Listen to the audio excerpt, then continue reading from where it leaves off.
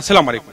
شمشاد نړیوال ټلویزیون مینوالو، زه نزار یوسفزی په ځانګړې خپرونه د مسافرو په بنډار کې تاسو ته هرکلی وایم.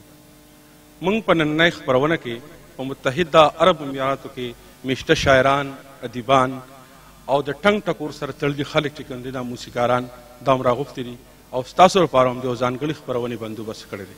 په دې کې به تاسو زموږ چې کوم شاعران دي په متحده عرب اماراتو کې چې د پښتو ژبې او د پښتو ادب ډېر خدمت کوي د هغه یې شاعري هم اورئ او دا زموږ کوم فنکاران چې دي د دوی د ټنګ ټکور موږ هم تاسو لپاره تابع کړې ده، نو ټنګ ټکور به په دې کې نه هم وي. د مشاعري عمري شاعر ښاغلي نزار شاه منصوري له بلنه ورکوم چې راشي او موږ په خپل کلام باندې ونمانځي. نزار شاه منصوري. غزل نه مخکې دوه شعرونه دي. ارشاد.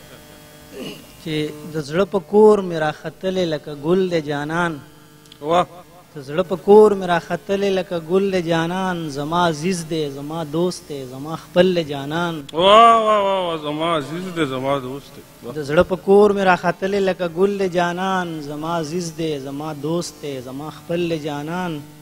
او منم روزګار او غم خادمې د ژوندون برخې دي، منم روزګار او غم خادمې د ژوندون برخې دي، خو د دې هر څه نه مې مخکې دی اول د جانان. واه واه واه واه.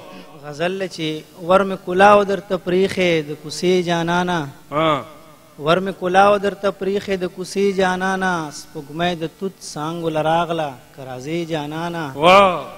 او د کلي خلک به مې ټول راته په نولخته کې، د کلي خلک به مې ټول راته په نولخته کې، چې داسې ډکې ډکې سترګې توروې جانانه. د کلي خلک به مې ټول راته په نولخته کې، چې داسې ډکې ډکې سترګې توروې جانانه. او زما وجود میږي میږي شي لیونی مې قسم، زما وجود میږي میږي شي لیونی مې قسم، د زلفو څوکې چې په مخ راله راښکې جانانه.